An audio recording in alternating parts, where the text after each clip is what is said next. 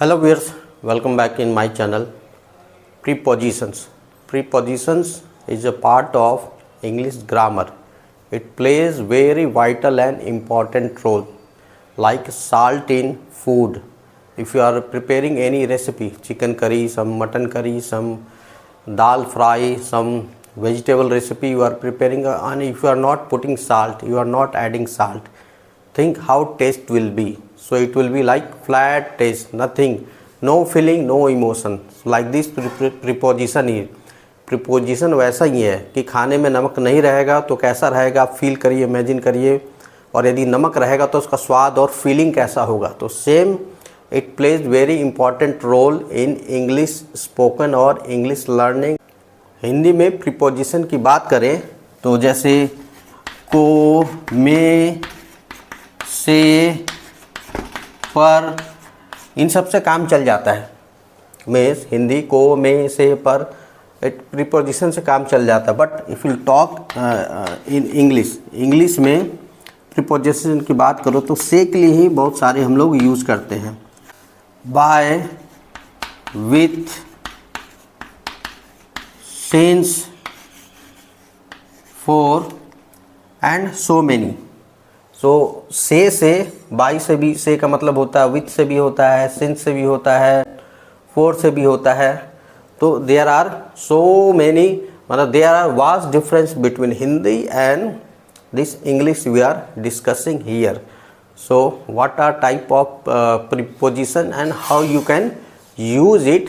So if you know preposition properly, if you are able to understand it, then you can use it properly. And when you use it properly, so meaning whatsoever context you are telling, depending upon situation, so feel will come. So whatsoever sentence you are trying to form, it will be correct and it will be fully meaningful. So here is first example of preposition, time, समय. So what kind of preposition it may be used? At, by, between, before, after, during, in, on, to, from, since, till and until. So this much we can use when we are discussing about time. So few examples I have given here. He came at 7 o'clock. So at is preposition. वह 7 बजे आया. He came on Monday. वह सोमवार को आया. He will go out during पूजा. वह पूजा के दौरान बाहर जाएगा. So it is during is preposition. She will return before dinner. So before is preposition. She will return. वह लौटेगी डिनर के पहले. Next preposition we can use places and position. स्थान और स्थिति के संबंध में हम लोग प्रीपोजिशन यूज कर सकते हैं. Here also it comes. At preposition है, एबव है, अक्रॉस है, अगेंस्ट है, before, behind, in, on, over, under. These are kind of preposition we can use in while making sentences or forming sentences related to position and related to places.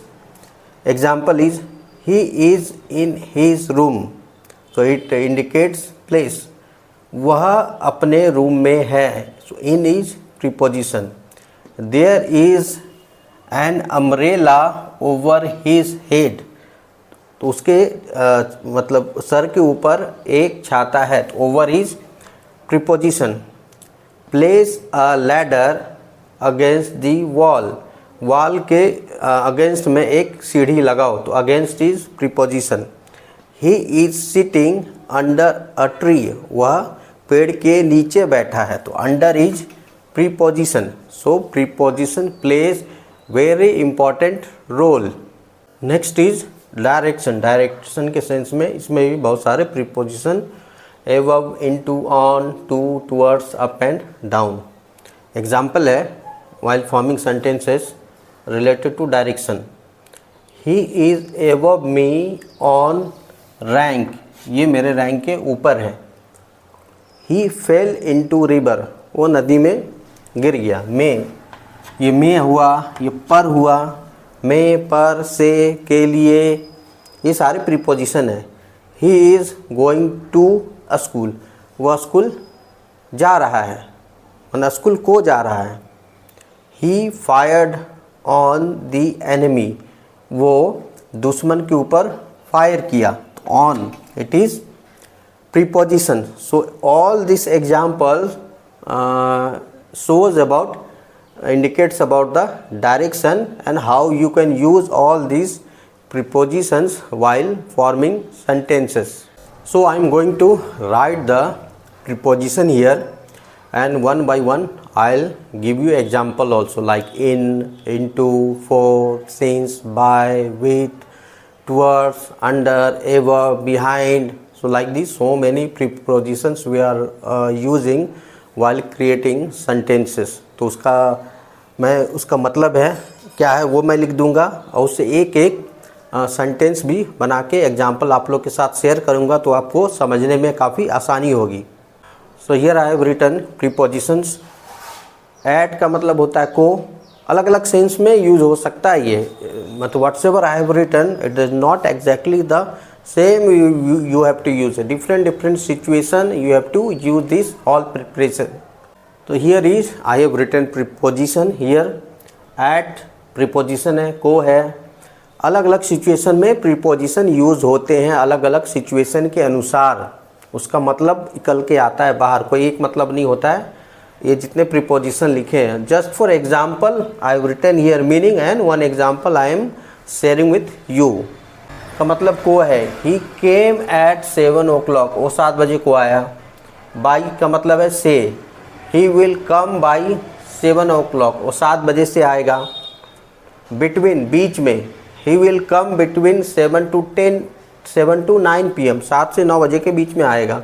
Before मतलब पहले, he will come before 7 o'clock, 7 बजे के पहले आएगा। After मतलब बाद में, he will start after lunch, वो लंच करने के बाद आएगा, स्टार्ट करेगा। ड्यूरिंग मतलब के दौरान, he will go out during puja, वो पूजा के दौरान, जब पूजा चल रहा है पूजा के दौरान वो बाहर जाएगा। तो ये इनके मतलब है, और इसका ये एक एग्जाम्पल है। आगे और भी देखते हैं प्रीपोजिशन। यहाँ पर और कुछ प्रीपोजिशन है जिनका मतलब है, इन का मतलब हो गया मैं का मतलब he is in his class, वो अपने क्लास में है। ऑन का मतलब हो गया पर, ही केम ऑन मंडे, वो मंडे पर आया, मंडे को आया। पर भी बोल सकते हैं, को भी बोल सकते हैं, अलग अलग हो सकता है, डिपेंड अपॉन सिचुएशन के अनुसार इसके अर्थ थोड़े बहुत आगे पीछे हो सकते हैं। टू का मतलब से, he will go to school, वह स्कूल जाएगा। को जाएगा, को भी हो सकता है। फ्रॉम का मतलब से, ही केम फ्रॉम बॉम्बे, वो बॉम्बे से आया। सिंस का भी मतलब होता है से, ही इज़ हियर सिंस 1972, तो कोई एक निश्चित समय होता है उसके लिए सिंस यूज़ करते हैं, जिसमें निश्चित समय नहीं होता उसके लिए हम लोग फ्रॉम यूज़ करते हैं। फॉर का मतलब है के लिए, आई वर्क फॉर हिम, मैं उसके लिए काम करता हूँ। थ्रू आउट का मतलब है के दौरान, he was here through out summer, ये पूरे समर के दौरान यहाँ था। टिल का मतलब है तक, he is here till Monday, वो सोमवार तक यहाँ पर है। तो ये जो प्रीपोजिशन है ना, इसके सिचुएशन के अनुसार इसका इस्तेमाल होता है। कभी से के रूप में इस्तेमाल होता है, कभी को के रूप में इस्तेमाल होता है, कभी पर के रूप में इस्तेमाल होता है। तो कोई फिक्स ऐसा नहीं है, जैसे हिंदी में एक फिक्स होता है, तो इंग्लिश में ऐसा कोई फिक्स नहीं है कि जिसमें आप इसको पर्टिकुलर चीज़ के लिए यूज करें। तो it depend upon situation to situation it changes. So there are some more preposition is there. So if you want to read it in detail with example, with complete information, so already in my previous video I have shared best grammar books which is keep quiet and cheap. So it is in my hand. You want, you can buy it. Those they are from North India. So it is how to write correct English, Anglo Hindi by R.P. Sinha. It is Bharati Bhavan publication and it cost only hardly something 200 rupees. It cost. तो इसमें जो preposition chapter है इसमें they have explain nicely with examples also is there, with meaning also is there. So like this one is with and second is without. With मतलब से, without मतलब के द्वारा। तो example they have written here, he writes with pen, वो pen से लिखता है। He can not write without pen, वो बिना पेन के नहीं लिख सकता है। तो विथ का एग्जाम्पल हो गया विदाउट का एग्जाम्पल हो गया. Like this they have mentioned so many examples in this book, and some more exercise is there.